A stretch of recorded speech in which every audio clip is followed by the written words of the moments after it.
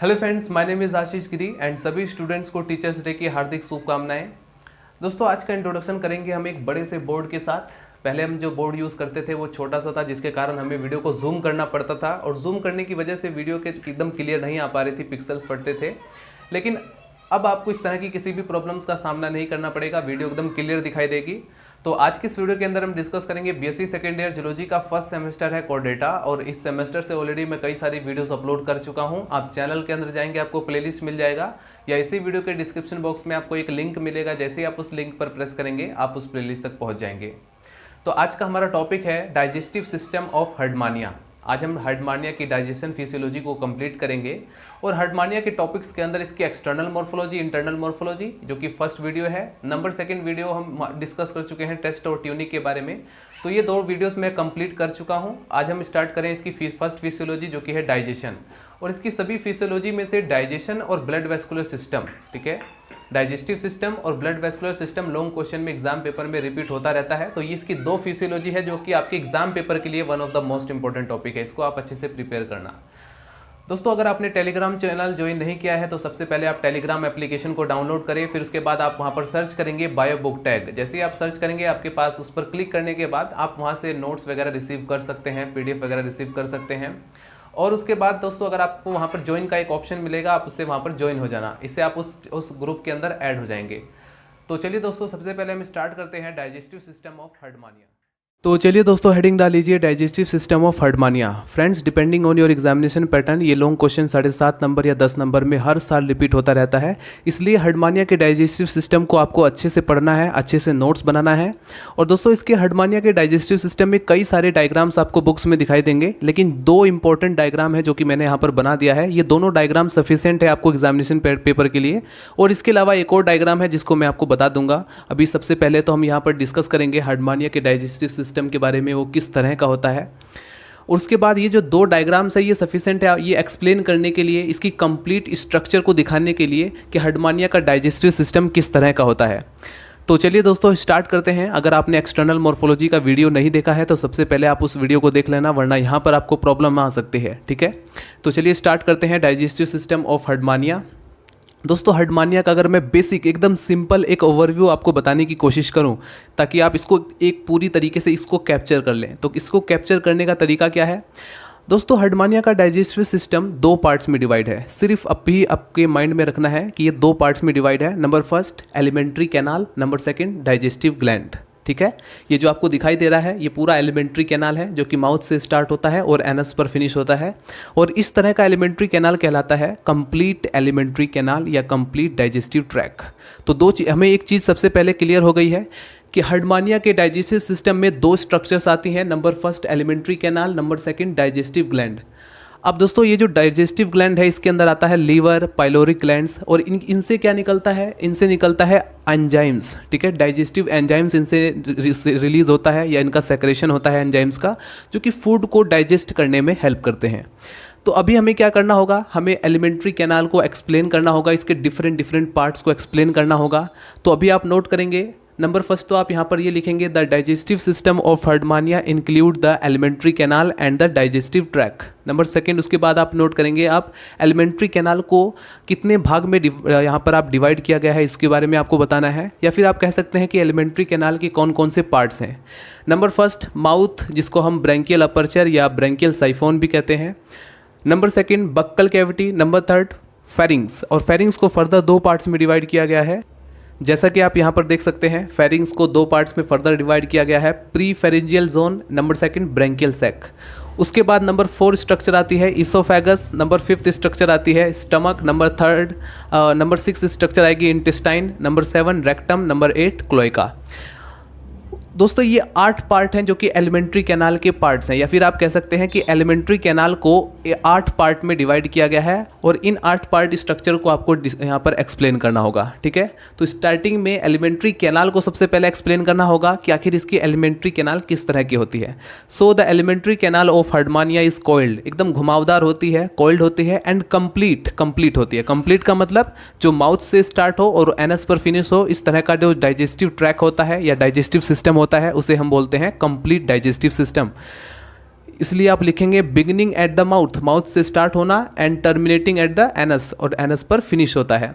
The following part form alimentary canal, alimentary canal के following parts हैं, या तो आप इनके नाम से यहाँ से लिख सकते हैं, ठीक है, या फिर आप एक एक करके एक्सप्लेन कर सकते हैं, ठीक है। वो डिपेंड करता है कि आपकी एग्जामिनेशन में पेपर में टाइमिंग है या नहीं है, ठीक है। टाइम के अकॉर्डिंग करना, कभी स्टार्टिंग में अगर आप ये लिखना स्टार्ट कर देते हैं, फिर आप एक एक करके फिर भी आपको लिखना पड़ेगा। तो कभी कभी अगर आपके पास टाइम नहीं है तो इसको छोड़ दो, डायरेक्टली इसको एक्सप्लेन करना स्टार्ट कर दो, क्योंकि मैं जानता हूँ, मैंने एग्जाम पेपर दिया है, टाइमिंग की बहुत प्रॉब्लम होती है।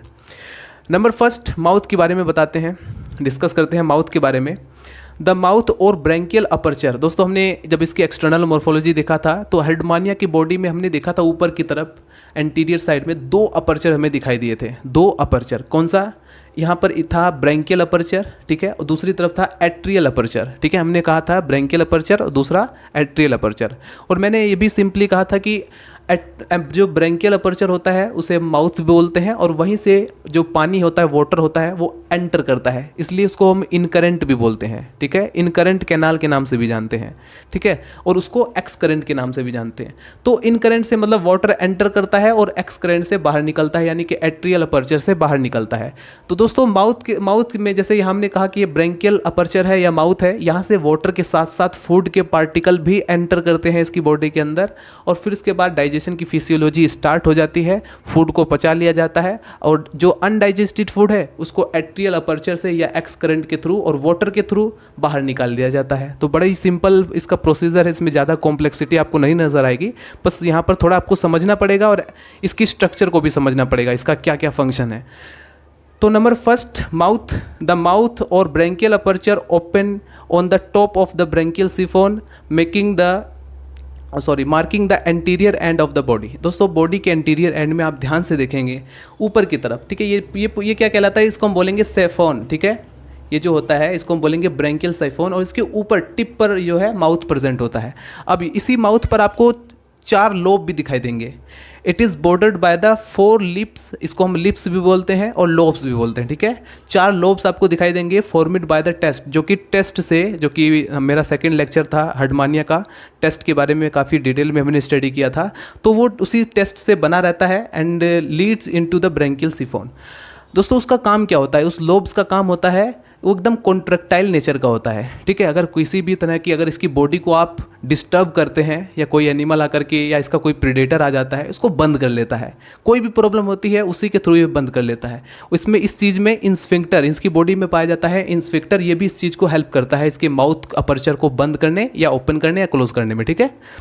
तो अभी हमने यहाँ पर देखा कि हमने सबसे पहले एक्सप्लेन किया माउथ के बारे में, इसी तरह से हमें एक्सप्लेन करना है इसकी एक एक स्ट्रक्चर को, जैसे कि हम बक्कल कैविटी को, फेरिंग्स को, इसोफेगस को, स्टमक को, इंटेस्टाइन, रेक्टम, क्लोएका, ठीक है। तो इस तरह से हमें इन सभी स्ट्रक्चर को एक्सप्लेन करना होगा धीरे धीरे, और ये इस डायग्राम को जितना अच्छा आप प्रैक्टिस कर लेंगे, जितनी अच्छी डायग्राम आप एग्जाम पेपर में बनाएंगे, उतने ही अच्छे आप उसको मार्क्स मिलेंगे। क्यों? क्योंकि diagram is your first explanation. ये जो एग्जामिनर होते हैं ये डायग्राम से ही अब प्रभावित होते हैं। तो आइए देखते हैं, सबसे पहले डायग्राम को समझते हैं, फिर उसके बाद हम आगे बढ़ते हैं। दोस्तों एक तो सबसे पहले एक तो सिंपल तरीके से समझने की कोशिश करेंगे। मैंने आपको कहा था इसकी एक्सटर्नल मॉर्फोलॉजी के अंदर इसमें 2 तरह के आपको दिखाई देंगे अपर्चर, ठीक है। 2 सिफोन दिखाई देंगे, इसको हम बोलते हैं ब्रैंकियल सिफोन, इसको बोलते हैं हम एट्रियल सिफोन। ब्रैंकियल सिफोन के अंदर आपको दिखाई देगा यहाँ पर ये जो साइफोन लाइक स्ट्रक्चर, यहाँ से होता है माउथ, ये ओपन करता है माउथ, और यहाँ पर होता है इसका एट्रियल अपर्चर, जहाँ से वेस्ट मटेरियल या कार्बन डाइऑक्साइड या वेस्ट जो भी एक्सक्रीटरी मटेरियल होता है वो इधर से ही निकलता है। तो इतनी बात क्लियर हुई। अब यहाँ पर देखिए ये बक्कल कैविटी कहलाएगा, फिर आगे बढ़ेंगे, इसमें ब्रैंकियल टेंटिकल्स होते हैं। ब्रैंकियल टेंटिकल्स की संख्या 64 होती है, और इन टेंटिकल्स का फंक्शन क्या होता है, ये देखते हैं कि फूड क्वालिटी क्या है, जो भी फूड एंटर कर रहा है, जो भी माइक्रो फूड एंटर कर रहा है उसकी क्वालिटी क्या है, क्या वो बॉडी के लिए हार्मफुल तो नहीं है, तो इसके लिए वो बाहर भी उसको निकाल देता है, यानी कि कीमो रिसेप्टर की तरह भी वर्क करता है। उसके बाद आप देखेंगे ये पूरा ब्रैंकियल सैक कहलाता है, ये पूरा फेरिंग्स रीजन है, और इसमें आपको दिखाई देगा ये किनारे किनारे पर ये जो आपको दिखाई दे रही है एंडोस्टाइल्स है, और ये ट्रांसवर्स ब्लड वेसल्स है, जो रेड कलर में आपको दिखाई दे रहा है ये है ट्रांसवर्स ब्लड वेसल्स, और ये जो आपको दिखाई दे रहे गिल स्लिट्स हैं स्टिग्माटा, ठीक है, और इनकी संख्या 2 लाख तक हो सकती है, ठीक है, इनकी संख्या 2 लाख तक होती है। स्टिग्माटा बोलते हैं इसको, गिल्स भी बोलते हैं इनको, ठीक है। आगे ये जो रीजन आपको दिखाई दे रहा है ये कहलाता है इसोफेगस, ठीक है। इसोफेगस के आगे बढ़ेंगे आपको दिखाई देगा लीवर, और ये जो लीवर होता है इसमें आपको ये ऊपर की तरफ आपको दिखाई देगा राइट लोब ऑफ लीवर, और ये लेफ्ट लोब कहलाता है। और यहाँ पर आप देखेंगे ये है स्टमक। एक एक स्ट्रक्चर आपको दिखाई दे रही है। हमने माउथ से स्टार्ट किया, हम इसोफेगस पर आए, फिर ये फेरिंग से होते हुए इसोफेगस पर आए, फिर उसके बाद हमने देखा स्टमक, और स्टमक के बाद हम आएंगे इंटेस्टाइन, फिर रेक्टम और फिर एनस।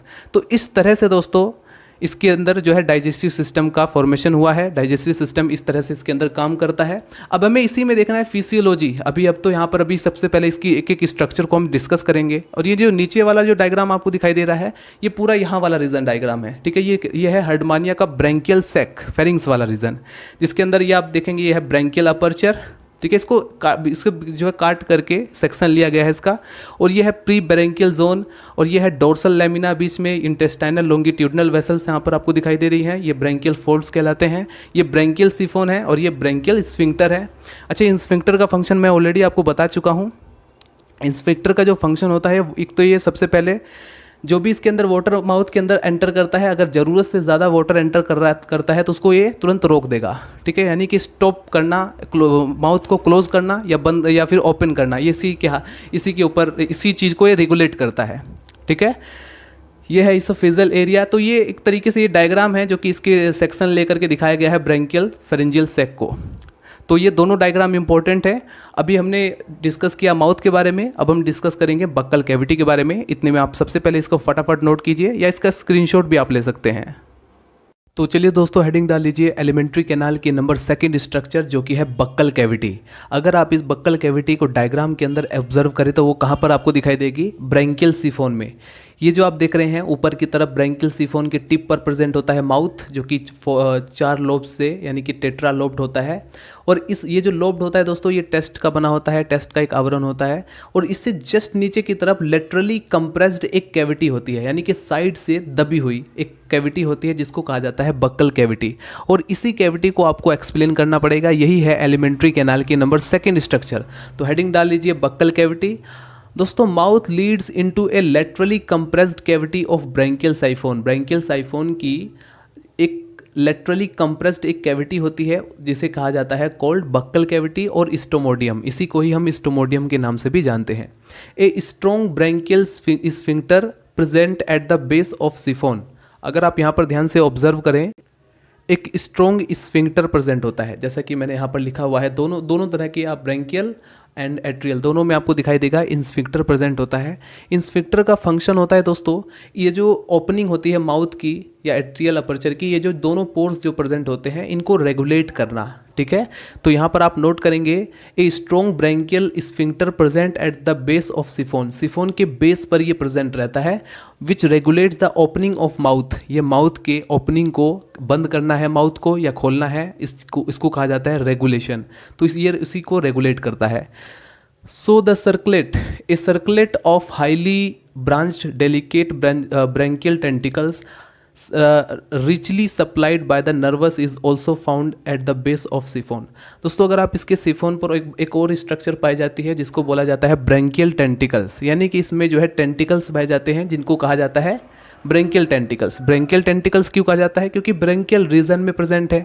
तो दोस्तों, इन ब्रैंकियल टेंटिकल्स जो होती हैं इसमें नर्व्स भी सप्लाई होती हैं, जिसलिए इसे को कहा जाता है केमो रिसेप्टर्स, यानी कि ये वाटर की क्वालिटी को भी पहचान लेती हैं कि किस तरह का वाटर है, ज़्यादा कंसनट्रेटेड है या गंदा वाटर है, इस तरह से पहचान लेती हैं। तो इसलिए और भी इसका क्या क्या फंक्शन हो सकता है?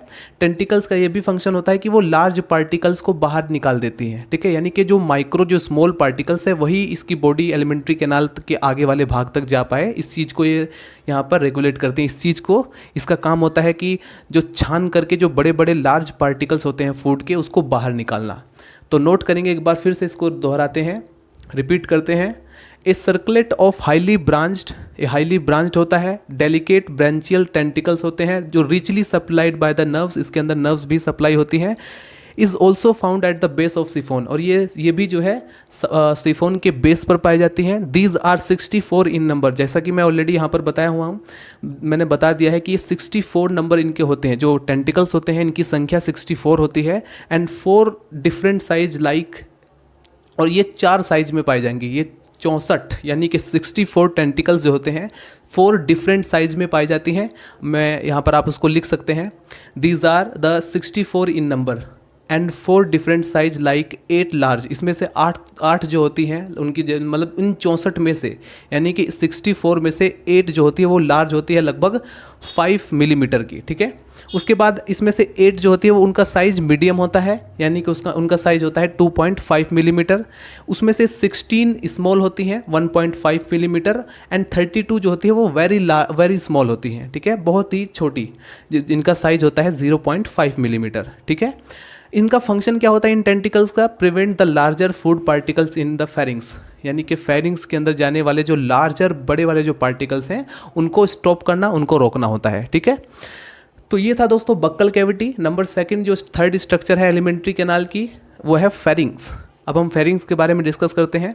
Buckle cavity leads into a pharynx. ये जो सबसे पहले तो मैं आपको बता दूं, यहाँ से जो पूरा रीजन जो आपको दिखाई दे रहा है ये तो है ब्रेंकियल सैक, और ये जो ऊपर वाला जो रीजन है, क्योंकि मैंने आपको कहा कि ये जो फेरिंग्स होता है ये 2 भागों में डिवाइड होता है। एक तो प्री ब्रेंकियल जोन, नंबर 2 होता है ब्रेंकियल सैक। तो ये पूरा रीजन जो है ये ब्रेंकियल सैक कहलाता है और ऊपर वाला जो है प्री ब्रेंकियल जोन कहलाता है, ठीक है। ये छोटा होता है और एंटीरियरली होता है, और इसके अंदर कौन कौन सी स्ट्रक्चर पाई जाती है वो भी मैं आपको यहाँ पर डिस्कस करूंगा। पहले तो आप नोट करेंगे फेरिंग्स हेडिंग डालकर, buccal cavity leads into a pharynx occupies the major part of the body और एट्रियल कैविटी, एंड ये जो है it is differentiated into 2 parts, pre branchial zone and branchial sac. Number 1 आप heading डाल लीजिए branchial zone. सबसे पहले हम ब्रेंकियल जोन को एक्सप्लेन करेंगे। इट इज़ स्मॉलर, ये स्मॉलर होता है, छोटा होता है, और एंटीरियर रीजन में प्रेजेंट होता है, having a smooth wall without folds. दोस्तों ये जो है स्मूथ वॉल होती है इसकी, और इसमें किसी भी तरह का कोई फोल्ड्स नहीं पाया जाता, किसी भी तरह का कोई सीलिया नहीं पाए जाते, इसमें स्टिग्माटा भी नहीं पाए जाते, और इसमें गिल स्लिट्स भी एब्सेंट होते हैं। जैसे कि आप यहाँ पर देखेंगे इसके जो दूसरे वाला भाग होता है ब्रेंकियल सैक, इसके अंदर ये सभी स्ट्रक्चर्स पाई जाती हैं। कौन कौन सी? जैसे इसके अंदर गिल स्लिट्स भी पाई जाती हैं, स्टिग्माटा भी पाई जाती हैं, एंड सीलिया भी पाए जाते हैं, फोल्ड्स भी पाए जाते हैं, लेकिन प्री ब्रेंकियल जोन में ये सारी स्ट्रक्चर्स एब्सेंट होती हैं। It is separated from the branchial sac. ये ब्रेंकियल सैक से किस चीज़ से सेपरेटेड है? बाय 2 सर्कुलर थिन होता है मतलब सर्कुलर होता है, मतलब गोलाकार होता है, थिन होता है मतलब पतला होता है, parallel ciliated ridge called anterior and posterior peripharyngeal band. ये जो है एंटीरियर और पोस्टीरियर पेरीफेरेंजियल बैंड से सेपरेट रहता है ब्रेंकियल सैक से, ठीक है। तो हमने यहाँ पर देखा कि फेरिंग्स के जो है 2 रीजन है। मेनली आपको इतना जरूर ध्यान रखना है कि फेरिंग्स के 2 पार्ट्स होते हैं, pre branchial zone and branchial zone. Pre branchial zone जो होता है वो ब्रेंकियल सैक से कैसे सेपरेट रहता है? पेरीफेरेंजियल बैंड से, और इसके अंदर ये सारी जो स्ट्रक्चर्स पाई जाती हैं, फोल्ड, सीलिया, स्टिग्माटा, ये सब एब्सेंट होते हैं, और ब्रेंकियल सैक के अंदर ये सभी प्रेजेंट होते हैं। तो दोस्तों सबसे पहले आप इसको फटाफट नोट कीजिए। सो फ्रेंड्स हेडिंग डाल लीजिए branchial sac. Number 2 heading branchial sac. हमने देखा फेरिंग्स को 2 पार्ट्स में डिवाइड किया गया है, फर्दर 2 पार्ट्स में। Number 1 part pre branchial zone, जिसके बारे में अब हम डिस्कस कर चुके हैं, और अब हम डिस्कस करेंगे नंबर 2 फेरिंग्स का पार्ट है ब्रेंकियल सैक। ये जो आप पूरा रीजन आप देख रहे हैं ये पूरा ब्रेंकियल सैक कहलाता है। इसके अंदर जो भी स्ट्रक्चर्स आती है उस सभी को हमें यहाँ पर एक्सप्लेन करना पड़ेगा। तो हेडिंग डाल लीजिए ब्रेंकियल सैक, और पोजीशन आप देख ही रहे हैं डायग्राम में। ये जो मैंने रीजन बताया था, ये हमने कहा था कि ये है प्री ब्रेंकियल जोन, ठीक है। ये जो ये ऊपर की तरफ रीजन, थोड़ा इसको सेक्शन काट कर जब देखेंगे तब हमें पता चलेगा। इस तरह से ये प्री ब्रेंकियल जोन प्रेजेंट होता है। फिर उसके बाद ये जो ब्रेंकियल सैक, इसके अंदर सभी के सभी स्ट्रक्चर आपको दिखाई देंगी, ठीक है। डोर्सल लैमिना यहाँ पर सेंटर में दिखाई देगा, ओइसोफेजियल एरिया यहाँ पर आपको दिखाई देगा, जो कि इसी से एसोसिएट रहता है। तो आइए देखते हैं ब्रेंकियल सैक के बारे में। नंबर 2 हेडिंग डाल लीजिए। It is larger posterior region of the pharynx. ये फेरिंग्स का लार्जर एकदम बड़ा होता है और पोस्टीरियर रीजन होता है, and also known as branchial basket. इसको हम ब्रेंकियल बास्केट के नाम से, टोकरी के नाम से, ब्रेंकियल की टोकरी के नाम से भी जानते हैं। Because its wall is perforated by numerous gill slits और स्टिग्माटा। क्योंकि इसकी जो आप वॉल देखेंगे तो बहुत सारे ब्रेंकियल सैक से इसी के अंदर प्रेजेंट होता है दोस्तों, स्टिग्माटा या फिर गिल स्लिट्स इसी के अंदर प्रेजेंट होते हैं। तो इसी की वजह से कई सारे न्यूमेरस मतलब असंख्य परफोरेटेड रहता है गिल स्लिट से और स्टिग्माटा जिसको हम बोलते हैं। Each side of branchial sac bears about 2 lakh stigmata arrange in several rows. दोस्तों इसके अंदर ईच साइड यानी कि 2 साइड्स होते हैं, एक साइड के अंदर 2 लाख स्टिग्माटा या गिल्स इसके अंदर अरेंज रहते हैं कुछ रोज में, ठीक है, कई सारे रोज में, और दूसरे साइड भी उतने ही प्रेजेंट, लगभग उतने ही प्रेजेंट होते हैं। तो लगभग 2 लाख के इसको जो है इसकी संख्या को रिकॉर्ड किया गया है लगभग में, ठीक है। उसके बाद आप हेडिंग डालेंगे the epithelium lining of the stigmata bears a long cilia जिसको कहा जाता है लेटरल सीलिया, ठीक है, लेटरली प्रेजेंट होते हैं, सीलिया अटैच रहते हैं, इसको कहा जाता है laterally cilia. And pharyngeal wall divided into a stigmatic rectangular areas by a longitudinal and transverse bars and each bars having at 5 to 6 stigmata. सभी बार्स में आपको दिखाई देंगे 5 से 6 stigmata. All the bars of the wall are highly vascular. क्यों होते हैं हाईली वेस्कुलर? क्योंकि इसके अंदर प्रेजेंट होती हैं ब्लड वेसल्स, जो कि मैंने यहाँ पर दिखाया हुआ है। तो नोट करेंगे contain their corresponding blood vessels. Some other structures is also associated. इससे स्ट्रक्चर्स और भी स्ट्रक्चर्स हैं जो कि एसोसिएटेड हैं, जुड़े हुए हैं, जैसे कि ट्रेबिकुली, डोर्सल लेमिना जो कि आप यहाँ पर देख सकते हैं, एंडोस्टाइलर ये जो आपको दिखाई दे रहा है ये एंडोस्टाइल कहलाता है। और चौथा पॉइंट है इसोफेजल एरिया, जो कि आप यहाँ पर देखेंगे ये है इसोफेजल एरिया। तो इस डायग्राम की हेल्प से हम फेरेंजियल को अच्छी तरीके से, जो फेरिंग्स वाला जो रीजन है उसके दोनों रीजन को हम अच्छे से समझा सकते हैं एग्जाम पेपर में। उसके बाद आप एलिमेंट्री कैनाल का नंबर 4 स्ट्रक्चर आता है इसोफेगस, ठीक है।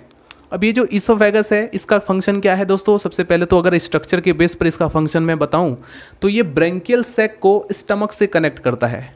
ब्रेंकियल सैक को डायरेक्टली किससे कनेक्ट करेगा? स्टमक से। आप ये ऐसे भी समझ सकते हैं कि इन दोनों को कनेक्ट करने वाला इस स्टमक को इसको बीच में कौन सा कनेक्ट कर रहा है? इसोफेगस। तो इस तरीके से इसका फंक्शन क्या है, जैसे कि आप यहाँ पर देखेंगे पूरा ब्रेंकियल सैक है और ये है पूरा स्टमक, और इन दोनों के बीच ये जो ट्यूब गई हुई है पतली सी, इसको हम कहेंगे इसोफेगस, ठीक है। इसोफेगस के बारे में आप क्या नोट करेंगे? इट इज़ वेरी शॉर्ट, ये बहुत ही छोटी होती है। Curved and thick wall tube होती है, मतलब मोटी सी वॉल की बनी हुई एक ट्यूब होती है। Contain 4 longitudinal ciliated grooves and connect branchial sac to stomach. और ये जो है ब्रेंकियल सैक को स्टमक से कनेक्ट करती है, ये इसका मेन फंक्शन। नंबर 5 पर आप हेडिंग डालेंगे स्टमक, क्योंकि उसके बाद हम वन बाय वन जो भी स्ट्रक्चर्स एलिमेंट्री कैनाल में आ रहा है हम सीक्वेंस वाइज उसको एक्सप्लेन करते जा रहे हैं। इसोफेगस के बाद आता है नंबर 5 पर स्टमक। स्टमक की पोजीशन आप यहाँ पर देख सकते हैं, ये जो आपको लीवर दिखाई दे रहा है इसी के बीच में आपको दिखाई देगा यहाँ पर स्टमक, ठीक है। इसोफेगस आपको दिखाई दे रहा है, ये है इसोफेगस। तो इस ब्रेंकियल सैक को इस स्टमक से कौन कनेक्ट कर रहा है? इसोफेगस, ये देख सकते हैं। तो स्टमक के बारे में आप लिखेंगे दोस्तों, यहाँ पर थोड़ा डायग्राम एक मिस्टेक है, आपको ये तो वाल जो है पतली दिखानी है, स्टमक वाली जो वाल है थोड़ी चौड़ी दिखानी है इसके कंपैरिजन में, ठीक है। इससे थोड़ा वाइड आपको दिखाना है, ध्यान रखना। तो स्टमक जो दोस्तों जो होता है it is wider than oesophagus, क्योंकि इसोफेगस से ये जो होता है थोड़ा वाइडर होता है, चौड़ा होता है। एंड थिन वॉल्ड, इसकी जो वॉल होती है थिन होती है, जबकि हमने देखा था इसोफेगस की जो वाल होती है वो थिक होती है। स्फिंक्टरेटेड एट ए बोथ एंड्स, इसमें जो है स्फिंक्टरेटेड स्फिंक्टर्स प्रेजेंट होते हैं दोनों एंड्स पर। And has a smooth inner lining, और इसी के अंदर जो है स्मूथ इनर लाइनिंग इसके अंदर होती है। तो स्टमक के बारे में आपको सिर्फ इतना एक्सप्लेन करना है। इसोफेगस को हम एक्सप्लेन कर चुके हैं और फेरिंग्स वाला रीज़न हम अच्छी तरीके से समझ चुके हैं। अभी आप इसको फटाफट नोट कीजिए। तो चलिए दोस्तों डिस्कस करते हैं एलिमेंट्री कैनाल का नंबर 6 स्ट्रक्चर, जो कि है इंटेस्टाइन। अगर आप डायग्राम के अंदर इंटेस्टाइन को ऑब्जर्व करें तो कहाँ पर? ये है इसोफेगस, ये है स्टमक, और इससे आगे जस्ट स्टमक के आगे जो होता है वो इंटेस्टाइन रीजन होता है। और इंटेस्टाइन के बाद आप देखेंगे रेक्टम, और ये फिर फाइनली एनस। तो इस तरह से आप इंटेस्टाइन के बारे में नोट करेंगे। The stomach Leeds into the intestine, जो स्टमक होता है वो लीड करता है इंटेस्टाइन को। इंटेस्टाइन जो होती है वो थिन वॉल्ड होती है, ठीक है, एक पतली वॉल होती है, और यू शेप्ड लाइक, एक tube like U shaped structure होती है, ठीक है, U shaped tube like structures होती है। And which form a single loop, the distal limb of that loop is called rectum. इसका जो डिस्टल लिम्ब होता है वो रेक्टम कहलाता है, जैसा कि आप यहाँ पर देखेंगे।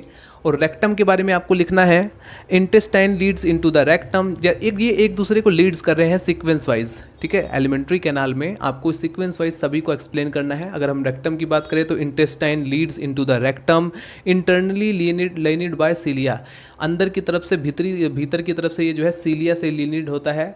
And it curves dorsally to open into the atrium और क्लोइका। कहाँ पर ओपन होता है? एट्रियम या क्लोइका में, थ्रू द एनस, एनस के through. Anus is guarded by the 4 lips, anus जो होता है 4 लिप्स से गार्डेड रहता है। उसके बाद आप नंबर 8 पॉइंट नोट करेंगे क्लोइका।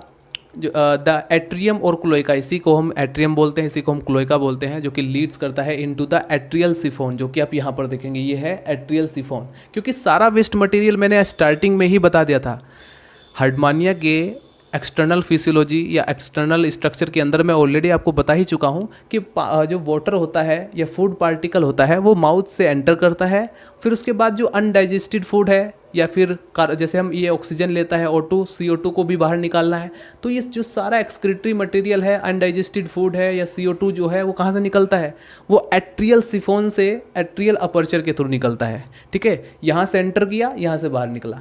तो वही चीज़ हमें यहाँ पर देखना है, क्लोएका द एट्रियम और cloaca Leeds into the atrial chiffon and open outside through the atrial aperture. Atrial aperture के थ्रू जो है ये बाहर निकल जाता है। तो ये दोस्तों अभी तक हमने डिस्कस किया एलिमेंट्री कैनाल की इन 8 स्ट्रक्चर को। अब हमारा जो नंबर 2 डाइजेस्टिव सिस्टम का जो सेकंड पार्ट था वो था डाइजेस्टिव ग्लैंड। दोस्तों जैसे हमारे बॉडी के अंदर भी डाइजेस्टिव ग्लैंड्स पाए जाते हैं, लीवर, पैंक्रियाज, इनसे क्या होता है, इनसे एंजाइम्स निकलते हैं जिससे कि फूड को पचा सके, हम फूड को डाइजेस्ट कर सकें। तो इसी तरह से इनके भी पास लीवर होता है, और लीवर की स्ट्रक्चर अगर आप ध्यान से देखें तो स्टमक के जस्ट वहाँ पर देखेंगे ये होता है लीवर, और लीवर के 2 लोब्स आपको दिखाई देंगे, right lobe of liver and left lobe of liver. इस लीवर से दोस्तों एंजाइम सिक्रेट होता है। सबसे पहले आप लीवर के बारे में नोट करेंगे, liver of Herdmania is a large, बड़ा होता है, डार्क ब्राउन कलर का होता है, बाई लोब्ड होता है। जैसे कि मैंने कहा इसमें 2 लोब्ड होते हैं, एक लेफ्ट लोब्ड होता है, एक राइट लोब्ड होता है, इसलिए इसको कहेंगे हम बाई लोब्ड होता है। And digestive gland made of a larger left lobe and small right lobe attached to on either side of the stomach. Stomach के दोनों साइड में ये जो है प्रेजेंट रहते हैं। और इसके बाद लीवर का फंक्शन क्या होता है, लीवर सिक्रेशन करता है एमाइलेज का, एक स्ट्रॉन्ग एमाइलेज का सिक्रेशन करता है जो कि कार्बोहाइड्रेट्स को पचा सके। ठीक है, a protease, a mild lipase, lipase का भी यहाँ पर सिक्रेशन करता है, प्रोटीएज का भी सिक्रेशन करता है। तो इसी के अकॉर्डिंग जो कार्बोहाइड्रेट्स होते हैं जो इसकी बॉडी के अंदर बायोमोलिक्यूल्स एंटर करेंगे, कार्बोहाइड्रेट्स, प्रोटीन या फैट्स, उन सभी को पचाने के लिए इसकी बॉडी के अंदर एंजाइम प्रेजेंट होते हैं, यानी कि इसके एंजाइम सफिशिएंट है सभी तरह के बायोमोलिक्यूल्स को पचाने के लिए। ठीक है, और जनरली ये खाता क्या है, ये माइक्रोस्कोपिक फाइटोप्लैंक्टन जैसे कि एल्गी, डाइटम्स, इन सभी को खाता है। ठीक है, आगे बढ़ते हैं। दूसरा जो ग्लैंड था दोस्तों वो है पाइलोरी ग्लैंड, इंटेस्टाइन के भीतर की तरफ आपको दिखाई देगा pylori gland. The pylori gland of Herdmania probably perform 2 dual function, ये जो है 2 तरह के फंक्शन को परफॉर्म करता है। क्या, पाइलोरी ग्लैंड जो होता है ये 2 तरह का, हर्डमानिया का जो पाइलोरी ग्लैंड है ये 2 तरह का फंक्शन करता है। किस तरह से, एक तो वर्टिब्रेट के अंदर जो पैनक्रियाज का फंक्शन होता है वो पाइलोरी ग्लैंड करता है, दूसरा ये एक्सक्रीटरी ऑर्गन की तरह भी वर्क करता है। पाइलोरी ग्लैंड जो होता है वो एक्सक्रीटरी ऑर्गन की तरह भी वर्क करता है। तो यहाँ तक पर हमने देखा हर्डमानिया का डाइजेस्टिव ग्लैंड। तो अभी तक हमने क्या किया, अभी तक दोस्तों हमने सिर्फ और सिर्फ सिस्टम को समझा है। अगर आप ध्यान से देखें तो आपको पता चलेगा, इस पर विचार करें तो आपको पता चलेगा कि हमने हर्डमानिया के सिर्फ डाइजेस्टिव सिस्टम को अभी हमने समझा, अभी इसकी फिजियोलॉजी को नहीं समझा। फिजियोलॉजी अब स्टार्ट होती है, तो यहाँ से आप थोड़ा सा अपने माइंड को एक्टिव कर लें, कोई डिस्ट्रैक्शन नहीं होने चाहिए। इसको आइए समझते हैं। सबसे पहली पॉइंट दोस्तों, ये फूड खाता है, और फूड कौन सा खाता है, क्योंकि आपको पता है सीडेंट्री हैबिट का होता है। एक्सटर्नल मॉर्फोलॉजी में ऑलरेडी बता चुका हूँ फर्स्ट वीडियो के अंदर कि ये जो है सीडेंट्री हैबिटेट शो करता है, यानी कि एक जगह टिक कर रहने वाला। लार्वा भले ही इसका स्विमिंग करता है चारों तरफ, लेकिन बाद में जो है कहीं एक जगह पर टिक कर रहने वाला है, सीडेंट्री हैबिटेट होता है। तो ये दोस्तों सीलरी फीडर होता है, यानी कि सीलिया के थ्रू वाटर करंट को प्रोड्यूस करता है, जिससे कि वाटर अंदर इसके बॉडी के अंदर एंटर करता है। समझ में आया? So due to the sedentary habit Herdmania is a ciliary feeder या फिल्टर फीडर भी इसको कहा जाता है, क्योंकि ये फूड को फिल्टर करता है। ठीक है, यानी कि जो लार्ज पार्टिकल्स होते हैं फूड को उसको बाहर ही रखता है, जो माइक्रो पार्टिकल्स होते हैं वो इसकी बॉडी के अंदर एंटर कर जाते हैं, तो इसलिए इसको हम कहा जाता है फिल्टर फीडर भी।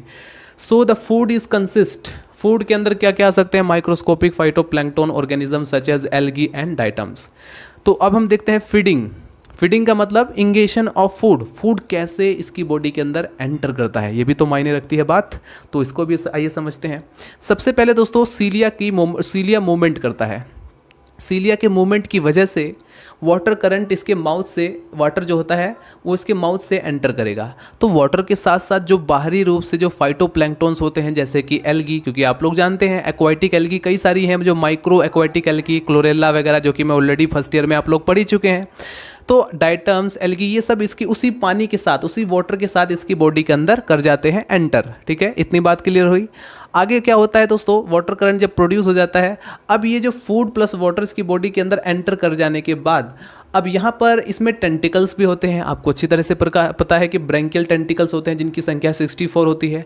ये दोस्तों एक तो वाटर की भी जांच करते हैं, ठीक है, क्योंकि केमो रिसेप्टर हैं ये। दूसरा पॉइंट, ये जो टेंटिकल्स हैं इनका फंक्शन होता है एक केमो रिसेप्टर का भी फंक्शन, और दूसरा फंक्शन है दोस्तों ये लार्ज पार्टिकल्स होंगे जो फूड के, उनको एक्सट्रैक्ट करके बाहर ही निकाल देते हैं। जो माइक्रोस्कोपिक पार्टिकल है फूड को, उसको एंटर अंदर दे देते हैं। ठीक है, यानी कि वो उसको बॉडी के आगे जो है जाने देते हैं एलिमेंट्री कैनाल के अंदर। तो इस तरह से ये जो है फूड को कलेक्ट करते हैं। अब आता है दोस्तों डाइजेशन का प्रोसेस होता है स्टार्ट स्टमक से। डाइजेशन में क्या होगा, फूड प्लस एंजाइम्स आपस में मिक्स होंगे। ठीक है, क्योंकि इसकी बॉडी के अंदर होते हैं डाइजेस्टिव ग्लैंड्स, और डाइजेस्टिव ग्लैंड्स सिक्रेट करते हैं डाइजेस्टिव एंजाइम्स। तो जो फूड होगा, सपोज कोई कार्बोहाइड्रेट मटेरियल है या प्रोटीन मटेरियल है, तो उसके साथ जो है ये एंजाइम्स, एमाइलेज, प्रोटीएज, ये आपस में जो है मिक्स होकर के इसको डाइजेस्ट करने में हेल्प करेंगे। अब दोस्तों जैसे ही फूड जो होगा वो पूरी तरीके से में जो लार्ज पार्टिकल्स होंगे, जो काम की चीज़ है फूड के अंदर, उसको जो एनर्जी देंगे इसकी बॉडी को, उसको एक्सट्रैक्ट कर लिया जाएगा इस पूरे डाइजेस्टिव सिस्टम के थ्रू। अब बचेगा जो वेस्ट मटेरियल, उसको ये बॉडी के बाहर रिलीज कर देगा। ठीक है, कैसे, जो कि मैं ऑलरेडी बता ही चुका हूँ कि यहाँ से ये एट्रियल अपर्चर से जो वेस्ट फूड मटेरियल होगा वो बाहर निकल जाएगा। अब दूसरा जो यहाँ पर जो एनर्जी देने वाला जो फूड होगा, वो जैसे कि सपोज वो कार्बोहाइड्रेट है, तो वो जो है इंटेस्टाइन की दीवार में या स्टमक की दीवार में पूरी तरीके से वो संचित हो जाएगा, रिजर्व हो जाएगा। ठीक है, और फिर इस तरह से दोस्तों इसकी बॉडी के अंदर डाइजेशन की प्रोसेस होती है। तो आई होप आपको ये वीडियो पसंद आया हो, जिसके अंदर हमने पढ़ा एडमानिया के डाइजेस्टिव सिस्टम के बारे में। नेक्स्ट वीडियो में हम डिस्कस करेंगे इसके ब्लड वेस्कुलर सिस्टम के बारे में। दोस्तों अगर आपको ये वीडियो पसंद आया हो तो प्लीज़ इसको लाइक करें और चैनल को सब्सक्राइब कर दें अगर आपको इसी तरह की और भी वीडियोस चाहिए तो, वरना कोई ज़रूरी नहीं है चैनल को सब्सक्राइब करना।